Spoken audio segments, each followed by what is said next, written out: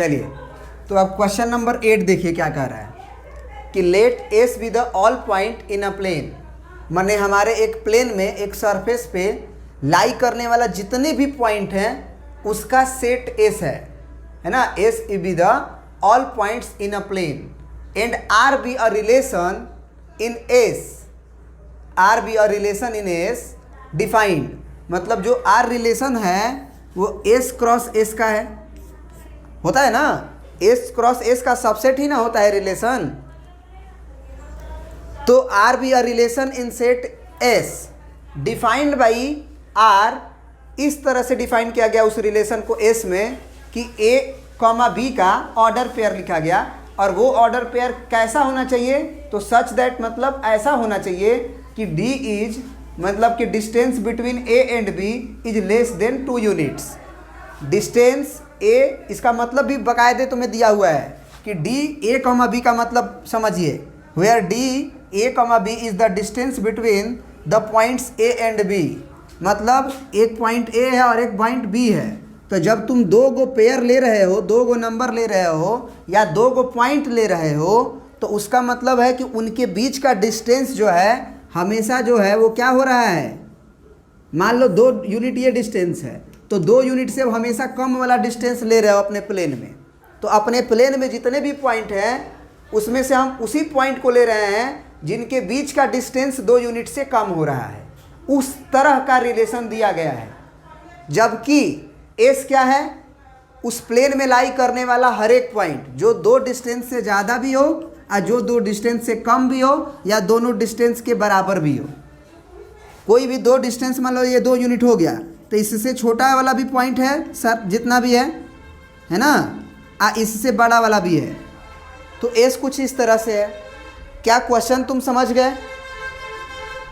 Question समझ गए?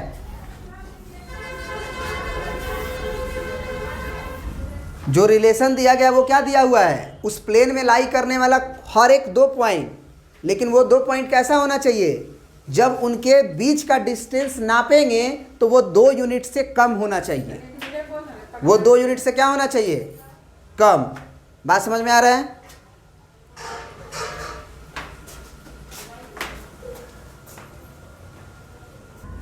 है ना। एक एस क्या है हमारा कि एक प्लेन है, उस प्लेन पर पॉइंट का कलेक्शंस है, जितने भी पॉइंट है, और रिलेशन क्या है कि रिलेशन इन एस लिखा गया है, और वो रिलेशन कुछ इस तरह से डिफाइन किया गया कि 2 पॉइंट लिया गया, जितना भी पॉसिबल 2 पॉइंट है, लेकिन ऐसे पॉइंट्स को चुना गया जिनके बीच का डिस्टेंस नापा गया तो वो 2 से छोटा था, वो सब का कलेक्शन है। तो निश्चित रूप से एस बड़ा हुआ कि आर बड़ा हुआ, एस बड़ा हुआ कि आर बड़ा हुआ, एस क्रॉस एस बड़ा हुआ कि आर, बोलो। एस बड़ा हुआ ना, क्योंकि एस में दो पॉइंट के बीच का डिस्टेंस 2 भी होगा और 2 से ज़्यादा भी होगा, जबकि एस रिलेशन के अंदर केवल वही 2 पॉइंट शामिल होंगे जिनके बीच का डिस्टेंस 2 से कम होगा। तो इतना ये क्वेश्चन अभी समझना था, हमें क्वेश्चन समझे हैं। फिर बोल रहा है कि सो दैट, ये बात प्रूफ करो कि R is reflexive symmetric but not transitive. तो रिफ्लेक्सिव होने के लिए क्या होना चाहिए, तो रिफ्लेक्सिव होने के लिए जो एस दिया गया है सारे पॉइंट का, एस क्रॉस एस जो बोल सकते हो, यानी एस जो था वो सारे पॉइंट्स का कलेक्शन था ना। तो जितने भी उस प्लेन में पॉइंट लाई करेगा, A B C D E F G H, जितना भी लाई करेगा, जरा सोच के देखो कि वो पॉइंट का उसी पॉइंट के बीच का डिस्टेंस 2 से कम नहीं होगा। जैसे हम बोलेंगे कि ए कॉमा ए लाई करेगा कि नहीं हमारा उस रिलेशन में, बी कॉमा बी लाई करेगा कि नहीं रिलेशन में, सी कॉमा सी रिलेशन में लाई करेगा कि नहीं। इसी तरह जितने भी पॉइंट है, मतलब all point Z comma Z, सारे पॉइंट जितने भी हैं वो हमारे उस रिलेशन में लाई करेगा कि नहीं करेगा, करेगा, क्योंकि खुद से डिस्टेंस लोगे तो 0 आएगा, और 0 भैया तो छोटा होता ही है 2 से, तो 2 से छोटा होता है, यानी कि रिफ्लेक्सिव प्रूफ हो गया। तो हम कहेंगे कि फॉर ऑल पॉइंट्स है ना x belongs to R because x minus x is equal to 0 and which is less than 2। This means कि रिफ्लेक्सिव है। अब आ जाते हैं हम लोग साइमेट्रिक को प्रूफ करने। तो साइमेट्रिक के लिए क्या होना चाहिए भैया? तो साइमेट्रिक के लिए ये होना चाहिए कि अगर a कॉमा b हमारा उस रिलेशन में लाई कर रहा है तो b कॉमा a भी उस रिलेशन में आना चाहिए, must be. a comma b अगर रिलेशन में आ रहा है तो b कॉमा a भी आना चाहिए, तो आएगा ही।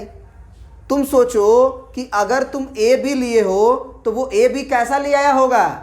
जब उनके बीच का डिस्टेंस 2 से कम रहा होगा।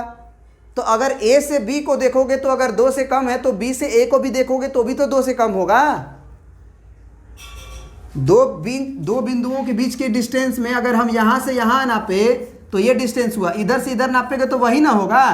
तो अगर इसके बीच का डिस्टेंस 2 से कम है तो इधर से देखो चाहे इधर से देखो, डिस्टेंस ऑलवेज पॉजिटिव होता है, याद रखना। डिस्टेंस की बात हो रही है तो a माइनस बी करो चाहे b माइनस ए करो, वो पॉजिटिव लेंगे। तो वो भैया हमारा लाई करेगा कि नहीं हमारे रिलेशन में? क्योंकि रिलेशन में तो वो सारे पॉइंट्स लिए गए हैं ना जिनके बीच का डिस्टेंस 2 से कम है।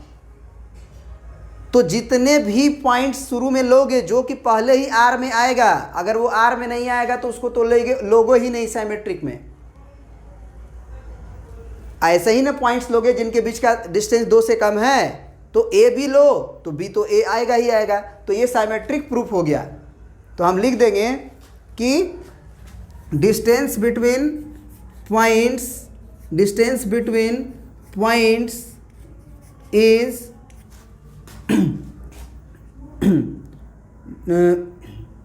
डज नॉट अफेक्टेड, ऐसे लिख देंगे, does not affected when either you present at A और in present at B for all such points which distances between the points less than 2। Clear हो गया? अब हमको ये प्रूफ करना है कि ये ट्रांजिटिव नहीं होगा। तो बिल्कुल नहीं होगा। देखो कैसे बिल्कुल नहीं होगा, कैसे देखो जरा सोचो कि रिलेशन क्या था। रिलेशन ऐसा था जिसमें ऐसे पॉइंट्स का कलेक्शन का ऑर्डर पेयर लिखा गया था, 2 पॉइंट्स का, जिसमें 2 यूनिट से डिस्टेंस कम था। अब जरा सोचो कि मान लो a कॉमा b अगर तुम्हारा लाई कर रहा है R में, मतलब a और b के बीच का डिस्टेंस 2 से कम है, और b कॉमा c है हमारा, उसके बीच का भी डिस्टेंस 2 से कम है। तो क्या ज़रूरी है कि a और c के बीच का डिस्टेंस जो है, a और c के बीच का डिस्टेंस R में लाई करेगा ही करेगा? नहीं भी कर सकता है, कर भी सकता है, नहीं भी कर सकता है। तो अगर ट्रांजिटिव के लिए कंडीशन क्या था कि अगर a कॉमा b R में है और b कॉमा c R में है तो a कॉमा c आना ही चाहिए। कैसे नहीं होगा कैसे हो जाएगा? देखो कभी कभी क्या होगा कि a कॉमा c लाई कर भी जाएगा, कभी कभी क्या होगा कि a कॉमा c लाई नहीं भी करेगा। लेकिन ट्रांजिटिव की कहानी थी कि अगर a कॉमा b है और b कॉमा c है तो a कॉमा c मस्ट भी लाई करना ही करना चाहिए, यही कहानी थी। अब जरा सोचो कि यही मान लो एक प्लेन है, अब ये पॉइंट मान लो ये ले लिए, एक पॉइंट a यहाँ ले लिए, b यहाँ ले लिए। अब b यहाँ है तो b घसक नहीं सकता है। तो जरा सोचो कि b से c यहाँ ले लिए, तो क्या अब a और c के बीच का डिस्टेंस अगर मान लो ये दो से कम होना चाहिए, तो मान लो ये 1.9 है, ये भी 1.9 है।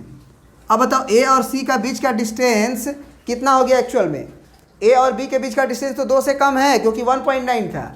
अब b से c के बीच का डिस्टेंस भी 2 से कम है क्योंकि वो भी 9 था। लेकिन a और c के बीच का डिस्टेंस देखो तो कितना हो गया? 9 और 9 18, 1 1 2 3, यानी 3.8 से कम है। तो 3.8 से कम नहीं बल्कि 3.8 है, तो 2 से कम ना होना चाहिए। तो वो लाई नहीं किया। अब देखो कैसे लाई कर सकता है, क्योंकि प्लेन में पॉइंट्स थे। तो तो प्लेन में पॉइंट से तो मान लो ए कॉमा बी यहाँ था ऐसे, अब बी कॉमा ये ए था ये बी था, अब बी से मान लो हम सी यहाँ ले लेते हैं ऐसे यहाँ पे, तो ए और सी का बीच का डिस्टेंस तो ये हुआ और बी से सी का बीच का डिस्टेंस ये हुआ। तो हमें बोला गया था ना कि बी कॉमा सी आर में लाई कर रहा है, तो बी कॉमा सी आर में लाई कर रहा है मतलब इसका बीच का डिस्टेंस 2 से छोटा है, 2 से छोटा है इसका बीच का डिस्टेंस, मतलब 2 से छोटा है ये डिस्टेंस इसके बीच का। ए और बी के भी बीच का डिस्टेंस जो है वो 2 से छोटा है। तो अगर सी अगर इस तरह से होगा तो तुम्हें नहीं लग रहा है कि ए और सी के बीच का भी डिस्टेंस 2 से कम होगा? बोलो। लेकिन क्या ऐसा हर एक पॉइंट के लिए पॉसिबल है? नहीं है, क्योंकि ऐसा भी हो सकता है कि वो लीनियर हो जाए, और लीनियर हो जाएगा तो ए कॉमा बी बी कॉमा सी हुआ तो उसका डिस्टेंस 2 से कम नहीं भी होगा। तो हम यहाँ पे लिख देंगे कि A comma B belongs to R and B comma C belongs to R, then not necessarily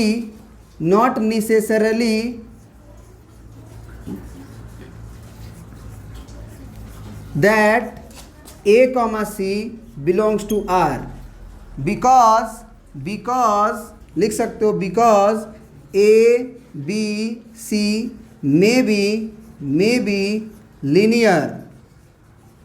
एक एग्जांपल बस दे दो कि मे बी लीनियर, अगर लीनियर हो जाएगा तो ना होगा। समझ में आ गया बात? ओके, अब आते हैं नेक्स्ट क्वेश्चन।